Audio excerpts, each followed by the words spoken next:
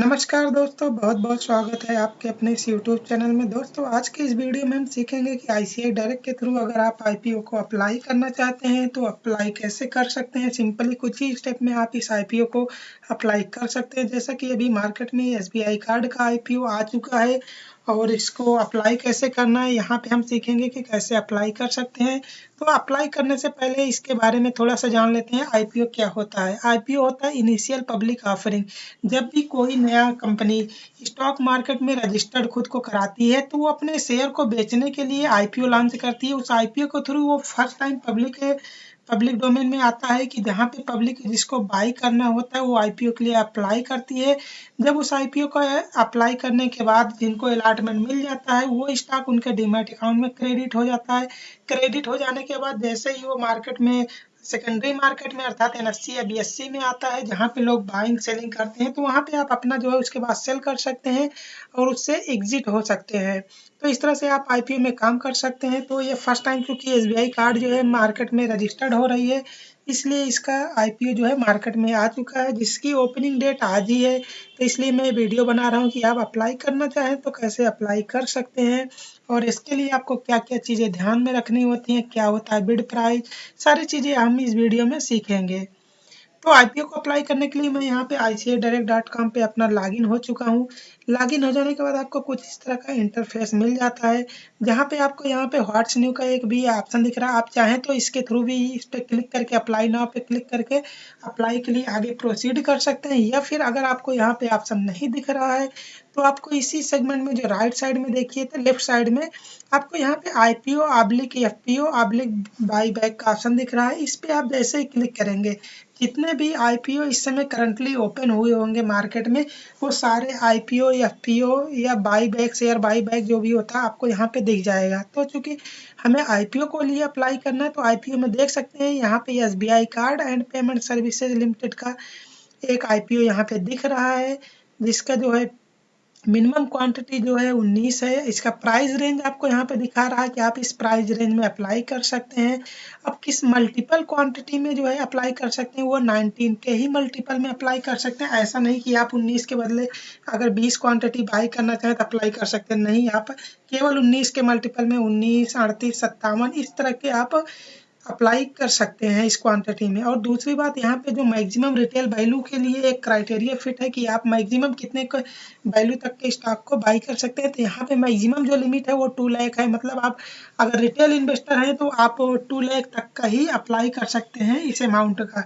अगर आप इससे ज़्यादा अप्लाई कर सकते हैं तो आप अपने किसी भी अदर फैमिली मेम्बर के नाम पे जिनके डीमैट अकाउंट है तो उनके थ्रू भी आप लॉग इन कर सकते हैं, अप्लाई कर सकते हैं। लेकिन आप मैक्सिमम जो है एक अकाउंट से केवल 2 लाख तक की वैल्यू का ही स्टॉक अप्लाई कर सकते हैं आईपीओ के थ्रू। तो आईपीओ करने के लिए आपको यहाँ पे एक्शन के नीचे देखिए गो का ऑप्शन दिया हुआ है। आप इस गो के ऑप्शन में क्लिक करेंगे तो गो के ऑप्शन पे क्लिक करेंगे तो आपको इस तरह का इंटरफेस मिल जाता है जहाँ पे आपको सारी डिटेल शो होती रहती है। तो आपको यहाँ पे ध्यान देने वाली जो बात है, आपको यहाँ पे 3 बिड प्राइस दी रहती है, 3 बिड ऑप्शन दिया रहता है जहाँ पे आपको आप चाहें तो अलग अलग क्वांटिटीज अलग अलग प्राइस सब कुछ इंटर कर सकते हैं।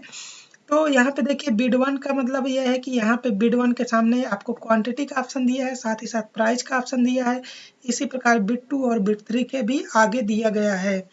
लेकिन इसमें ध्यान रखना है आप तीनों में एक साथ अप्लाई तो कर सकते थे, मतलब तीनों बिड को फिल कर सकते हैं, लेकिन आपका जो एक ही केवल इसमें से अलॉट होगा। ऐसा नहीं कि आपने 3 जो है बिड के थ्रू अप्लाई किया है तो आपको तीनों मिल जाएगा।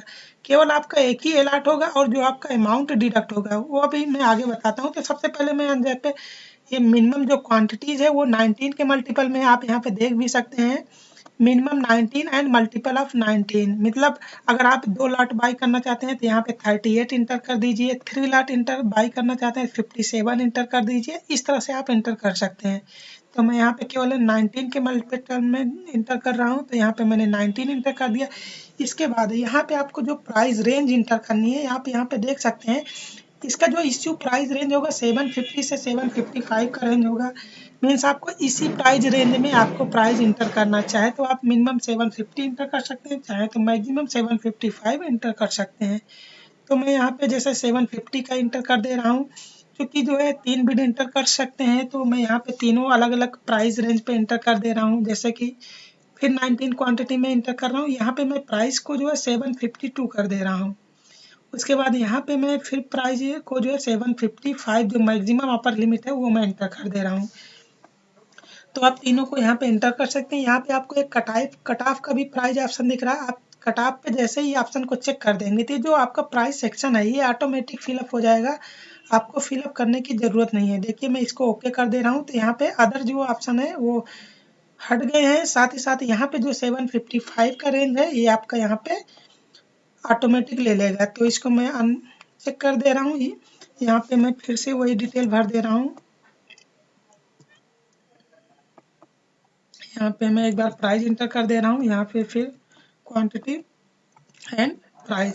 तो देखिए इस तरह से अगर आपका टोटल वैल्यू की बात की जाए कि आपका टोटल वैल्यू कितना है, तो अगर जो आपने 750 के प्राइस रेंज में अप्लाई किया है, 750 के प्राइस मल्टीप्लाई बाई 19 हो जाएगा तो आपका 14,250 रुपीज़ हो जाएगा। अगर 752 के रेंज में अप्लाई किया है तो आपका 14,288 हो जाएगा। 755 अप्लाई किया है तो आपका 14,345 रुपीज़ हो जाएगा। तो अब यहाँ पे आपको समझने वाली आपको टोटल जो है या इस हिसाब से देखेंगे तो ये 42,000 समथिंग अमाउंट होता है। लेकिन यहाँ पे आपका जो अमाउंट डिडक्ट होगा आपके सेविंग अकाउंट से, वो जो यहाँ पे तीनों में से जो भी मैक्सिमम लिमिट होगी, हाईएस्ट बिड वैल्यू होगी, जो ये देख सकते हैं यहाँ पे हाईएस्ट बिड वैल्यू किसकी है, हमारे यहाँ 755 की है। तो ये जो मैक्सिमम अमाउंट है सिर्फ यही अमाउंट आपसे अकाउंट से डिडक्ट होगा, बाकी और अमाउंट नहीं डिडक्ट होगा, क्योंकि ये तीनों अप्लाई आप एक साथ कर रहे हैं। लेकिन आपका जो एप्लीकेशन एक ही कैलकुलेट किया जाएगा और तीनों में से जिस भी बिड प्राइस पे आपका अमाउंट हो, ये आपको अप्लाई करने के बाद आपको मिलेगा, वही अमाउंट आपका मैक्सिमम यहाँ पे डिडक्ट रहेगा। उसके बाद अगर मान लीजिए आपका 750 पे ये अप्लाई अलॉट हो गया, आपने अप्लाई किया और अलॉट हो गया, तो जो रिमेनिंग अमाउंट होगा ये 14,250 और इसका जो डिफरेंस होगा वो अमाउंट आपके सेविंग अकाउंट में क्रेडिट हो जाएगा और आपका अलॉटमेंट हो जाएगा। उसके बाद आपको यहाँ पे रिलेशनशिप कोड में कुछ भी इंटर नहीं करना है, जो भी आपका ये ऑटोमेटिक इसमें फिलअप है वही रहने दीजिए। देन आप सबमिट पे क्लिक कर दीजिए। सबमिट पे क्लिक करने के बाद आपको यहाँ पे सारी डिटेल फिर से दिखाएगा, आप इसको एक से बाद वेरीफाई कर लीजिए। देन आपको I accept the term and condition पे क्लिक करके आपको यहाँ से कंफर्म कर देना। कंफर्म करने के बाद आपके अकाउंट में पैसा होगा, वो जो अमाउंट आपका ब्लॉक हो जाएगा। उसके बाद कुछ ही समय बाद आपको जो है एक कंफर्मेशन मैसेज भी एक्सचेंज के थ्रू भी आ जाएगा और बैंक की तरफ से आ जाएगा कि आपने आईपीओ को अप्लाई कर दिया है। उसके बाद इसकी जो एंडिंग डेट है जो कि 15 मार्च है, नहीं इसकी 5 मार्च है। 5 मार्च के बाद आपका आईपीओ एप्लीकेशन भेज दिया जाएगा और ये 13 मार्च तक आपको कंफर्म हो जाएगा कि आपको आईपीओ मिला है या फिर नहीं। अगर आपको आईपीओ नहीं मिला है, अलॉट नहीं हो पाता है, तो आपका जो भी अमाउंट डिडक्ट हुआ था आपके सेविंग अकाउंट में क्रेडिट हो जाएगा। तो ये था कंप्लीट प्रोसेस, आपको आईपीओ कैसे अप्लाई करना है, किन चीज़ों का ध्यान रखना है, सारी चीज़ें आपको यहाँ पे समझ में आ गई होगी उम्मीद करता हूँ। अगर आपको ये वीडियो समझ में आ गया है, आपको वीडियो पसंद आया तो वीडियो को लाइक करें, साथ ही साथ चैनल को सब्सक्राइब करें और अपने दोस्तों के साथ भी ज़्यादा से ज़्यादा शेयर करें, जो लोग भी इसके बारे में जानना चाहते हैं, जिससे कि उनको भी ये इन्फॉर्मेशन मिल सके। So thanks for watching the video guys, thanks.